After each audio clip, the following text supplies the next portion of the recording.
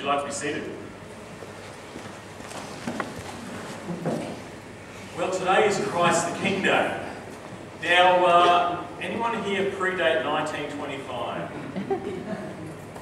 Believe it or not, I had one this morning who did. Grand gentleman.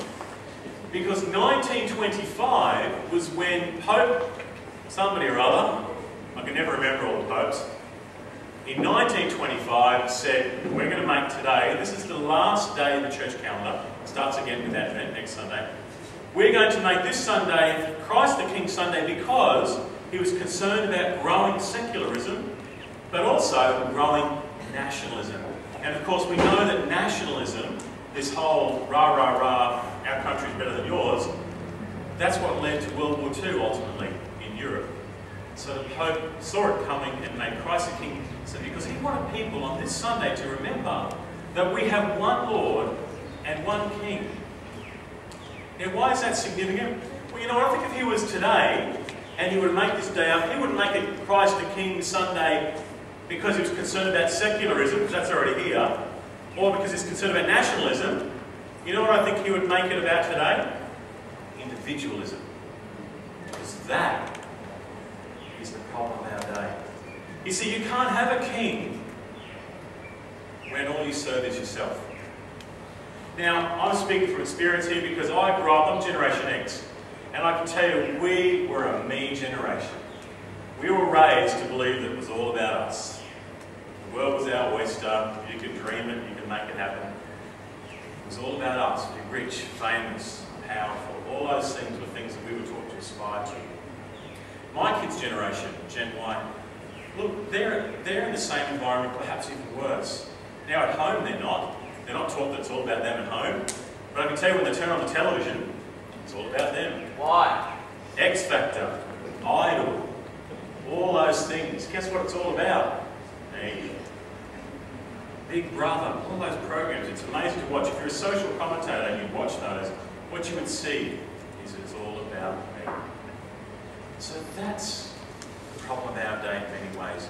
Now, is individualism all bad? No, of course not. In fact, individualism has been great in some ways, because suddenly now we're focused on the rights of individuals, which are important, so that corporations can't abuse individuals, and things like that. So it's been good as well. But here's the problem for us as Christians. As Christian people, we serve a king. And a king who wants all of us, not some of us. He wants all of us. And that's a challenge. Because if we want to live our lives and it's all about me, then we're going to find it really hard to serve our king. That's our problem. All right, we're going to open our Bibles now. We're going to look to the Gospel of Luke, chapter 19. Gospel of Luke, chapter 19. And we're looking for verse 11. Now, for those who aren't that familiar with this book, remember it's got a contents page at the front. I regularly use it. Don't cheat, Pearl. She just gave me the page number. Oh, people. 1040 is true. Page 1040 is the page number. The Gospel of Luke, chapter 19, verse 11. Now, I'm going to read it, so follow along with me if you've got your Bibles open. While they were listening, now, sorry, I should preface, this is called the Parable of the 10 Minas. And minas, of course, in those days was a currency, so we're talking about money here. So imagine dollars when you hear minas. While they were listening to this, he went on to tell them a parable because he was near Jerusalem. And the people thought that the kingdom of God was going to appear at once. He said, a man of noble birth went to a distant country to have himself appointed king, and then return. So he called 10 of his servants and gave them 10 minas. Put this money to work, he said, until I come back. But his subjects hated him and sent a delegation after him to say, we don't want this man to be our king. He was made king, however, and returned home. Then he sent for the servants to whom he had given the money in order to find out what they had gained with it. The first one came and said, Sir, your mina has earned 10 more. Well done, my good servant, the master replied. Because you have been trustworthy in a small matter, take charge of 10 cities. The second came and said, Sir, your mina has earned 5 more. His master answered, You take charge of 5 cities. Then another servant came and said, Sir, here is your mina. I have kept it laid away in a piece of cloth. I was afraid of you, because you are a hard man. You take out what you did not put in and reap what you did not sow. His master replied, I will judge you by your own words, you wicked servant. You knew, did you, that I am a hard man, taking out what I did not put in and reaping what I did not sow? Why then didn't you put my money on deposit, so that when I came back, I could have collected it with interest? Then he said to those standing by, take this mina away from him and give it to one who has 10 minas. So they said, he already has 10. He replied, I tell you that to everyone who has, all will be given, but for the one who has nothing, even what he has, will be taken away. This speaks directly to us for two reasons. Firstly, we have a king, and he's coming back. He has been appointed by God. He is coming back. We don't have a say in it. He is king. He is Lord. So if we want to do it our way, one day we're going to discover that we had a king even if we didn't want one. The second reality is that we've all been given gifts.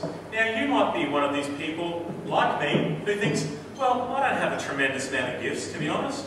I'm just a humble, regular person. When I go to what's-his-name's place, he seems to be full of gifts. I see people on the television, they seem to be more gifted than I am. People all around me seem to have plenty to offer, but me, what can I offer? Well, you'll notice in this parable that some had 10, some had 1. It's irrelevant how much gifts you have to offer. What's relevant is that you use what God has given you. That's all that's relevant.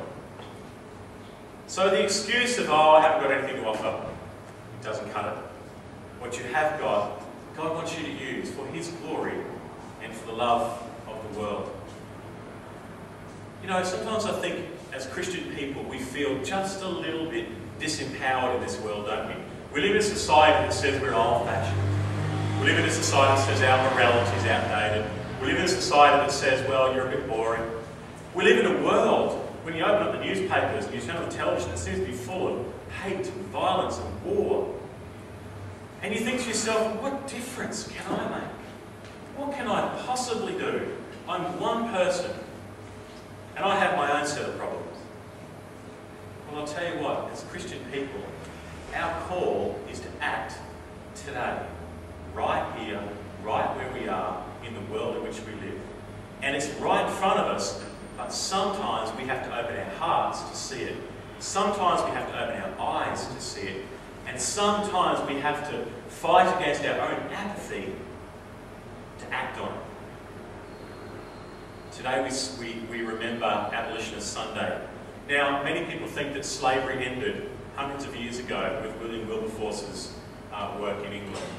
And legally it did. We don't have boatloads of people being shipped openly in slavery. But I'll tell you what, there are more slaves in the world today than ever before. And we're going to discover why. I'll show you a video.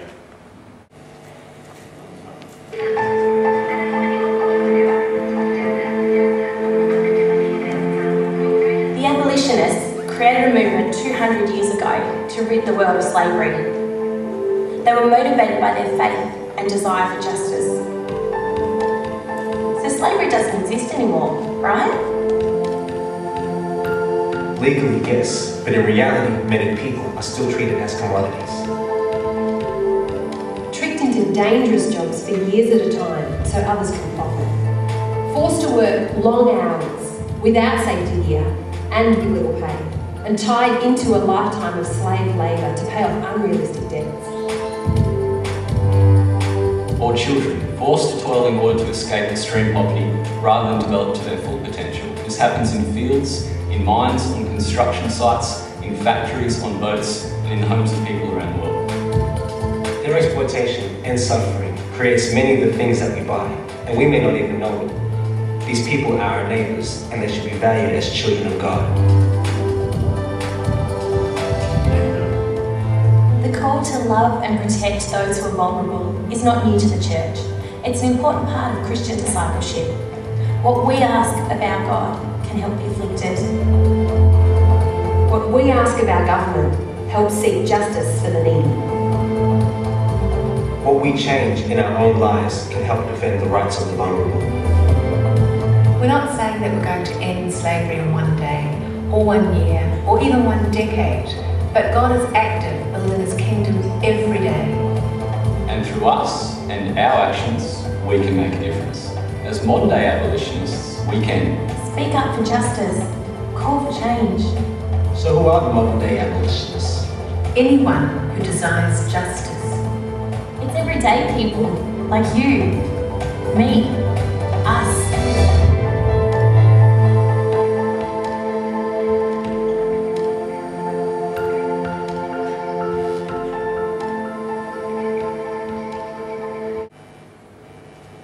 Human trafficking, or modern-day slavery, is about the exploitation of people for profit. They're trapped in situations of extreme exploitation and abuse, and they're not free to leave. This could be dangerous, degrading jobs, and they're kept there through force, coercion, trickery. It's an absolute abuse of their human rights and their dignity, and fundamentally it's a trade in human misery.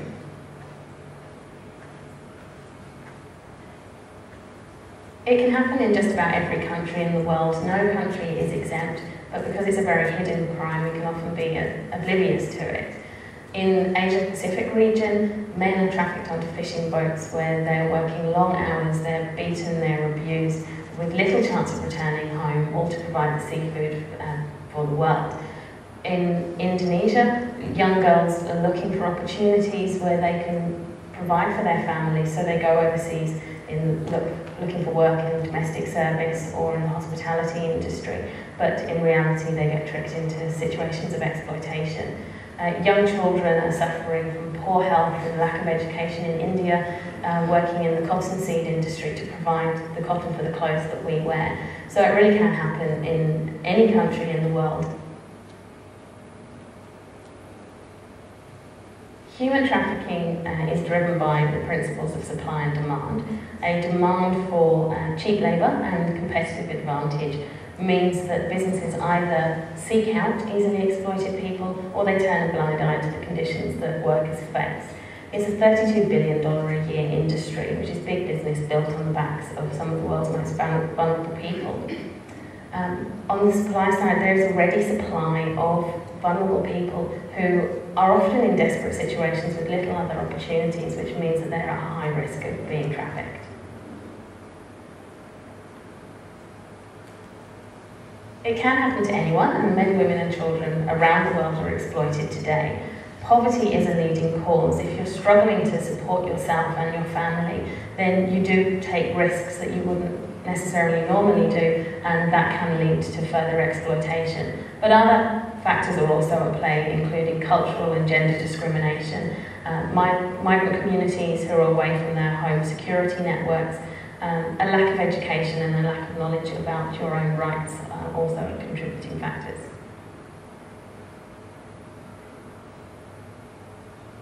It's such a hidden crime, it's really difficult to say exactly how many people are actual victims of trafficking. It's underground, it's covert, and it's often not until people have come out of the situation that they're able to be identified as a survivor of trafficking. But as such a fundamental abuse of someone's human rights, even one person in a situation of trafficking is too much. Sadly today we estimate that there's around 20 to 30 million people in that kind of situation.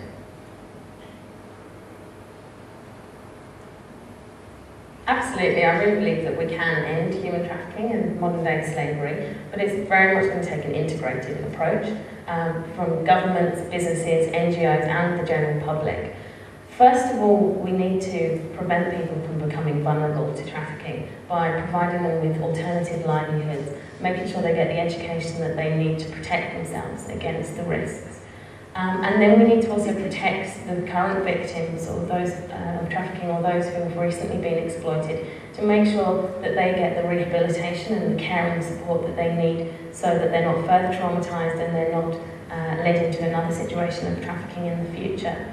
We need to make sure that we prosecute the perpetrators of trafficking, and that takes a holistic response from governments around the world to make sure that everyone knows that we're not going to tolerate this crime. And this has to be supported by an integrated policy framework that really underpins all these initiatives and make sure that combating trafficking can become a reality.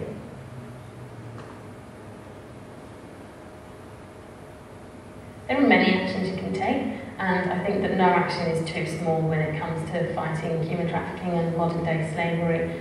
Asking questions of our government is incredibly important to make sure that they have the policies and procedures in place to fight this global issue.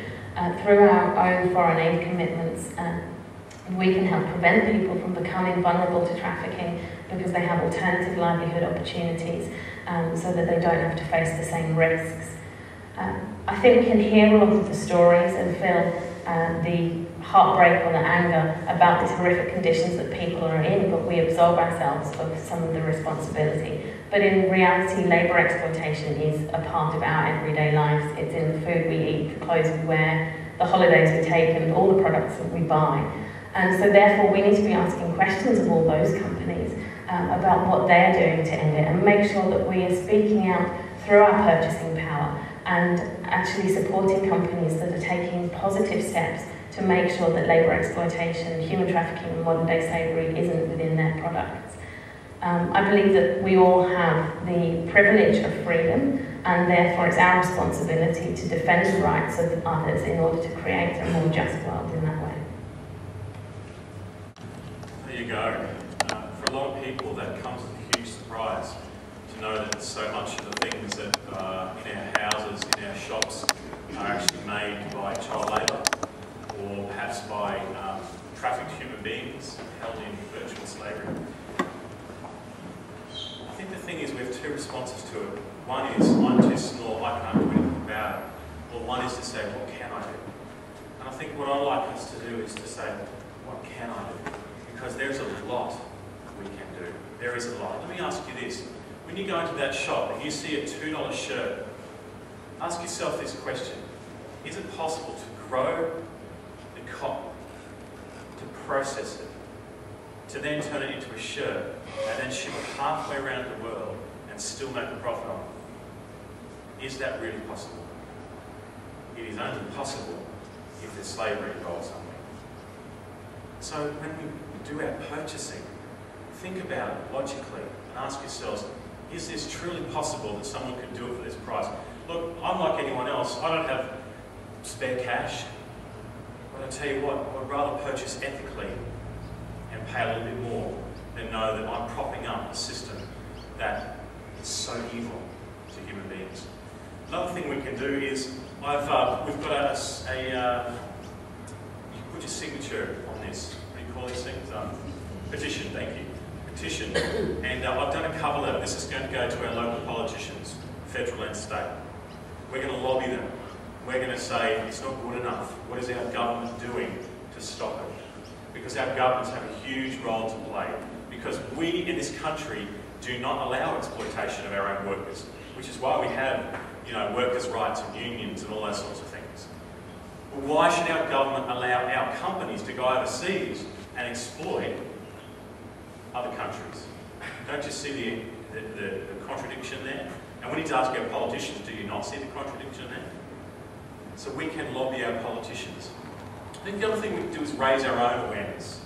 One of the things I did this week, which is a bit of a laugh, Harry and Tom were there with me. We went into Woolworths and the boys were chasing a watermelon, and I wanted to go and have a look and see what fair trade things were on the shelves in Woolies. And we're looking in the coffee section, and they had a whole row of coffees. But out of all their coffees, there was only one that had a fair trade logo on it, and that wasn't instant coffee, that was one of those bagged coffees. And so the boys wanted a watermelon, there wasn't a watermelon either. So the boys found the manager walking down the aisle, which I thought was one of those God moments. The manager went and got them a watermelon. I said, while you're here, I'm just wondering where your fair trade section is. He said, what? I said, fair trade. He said, what's that? And I said, well, that's where you sell products that there's guaranteed to be no child labour and no slave labour involved. And he said, oh, well, I've never heard of it. And I said, well, could you ask your management to look into it for me? Because as a consumer, it's very important to me, and I want to be able to buy goods that are guaranteed not to be used by slave labour. And he said, well, have you thought about getting on our website and talking to them on our website. I said, that's a good idea. I'll tell you what, I'm going to go home, get on the website, and I'm going to inquire of the Woolworths people, the giants, about their ethical products.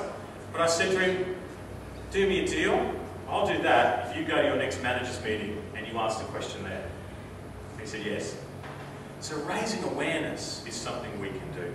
When you go and buy your next coffee, ask at the coffee shop, is this fair trade certified? There are 3 particularly big certifiers that you can guarantee at the moment. I'm just going to read them out for you. So you know that your coffee is not going to be through exploitation. Sadly, coffee is one of those products that has a very high rate of exploitation, whether it be children picking the beans, or whether it be labour in unfair conditions picking the beans, which is why we're able to get coffee so relatively cheaply. Sorry, here it is. Fair Trade Association logo. You can have a look at this. I'll put this at the back. The Fair Trade Association logo. There's the Rainforest Alliance logo, and there's a UTZ certified. There's some really good websites out there too. There's a website called Fairly Local, and if you go in there and you type in the product you're looking for, it will tell you every store on the Sunshine Coast that sells it. So you can go and buy the thing you're looking for from that store, which guarantees that there's no exploitation in what you're purchasing. So there's a lot we can do in the way we use our money, in the way we purchase, to put pressure on these groups. There was a thing in the news recently about a prawn processing factory in Thailand, I believe it was, and they went in because they heard they were trafficking human beings in there, and they found it empty. On further explanation, they found 500 or 1,000 people packed in the rafters, and all of them were foreign workers who'd been trapped into working, basically as slaves, because what happens is they go to countries where people are desperate for money, desperate for work, and they say to them, we'll give you work, but you'll have to borrow the money to get there. So they borrow their $3,000 to get there. What they discover is the wages they earn are not enough to ever pay back the debt. So basically they become permanent slaves because they can never leave under threat of violence. So look, there's a lot of little steps we can take. Now, I don't think it's realistic to think that we can suddenly take our trolley to Woolies or to the shops and be 100% certified that nothing we purchase is unethical or using human trafficking. But I tell you what, we can try. I know it took me twice as long to buy the stuff that I wanted to buy recently because I had to ask the question everywhere I went. But you know what, 200 years ago, you know who it was that got behind William Wilberforce and got slavery laws changed in England? It was the grassroots Christian movement. Let's get on board this. At the moment, there are 140 churches signed up to this Abolition Sunday that have made a commitment. I have here a document called A Church's Guide to Ethical Purchasing. Our church is going to go through an audit of everything it purchases to ensure that everything we purchase is done ethically and without any exploitation. You can download this off the World Vision website. You can do it in your own home. Have a go. I think all it takes is for us to make a commitment and do our little bit. You know, so many problems are too big for us, but in this one, our little bit can make a difference. If nothing else, if we prevent one child being exploited, then it was worth it. Michelle has outside today a table full of products from the She Rescue Home, which is a group that takes vulnerable girls out of prostitution and out of slavery in Cambodia, and it puts them in a home, gives them an education, and protects them. So if you want to support that, that's something we have as well. But there are so many things out there you can do. I encourage you to open your eyes and your ears and to do what you can to end slavery in our world.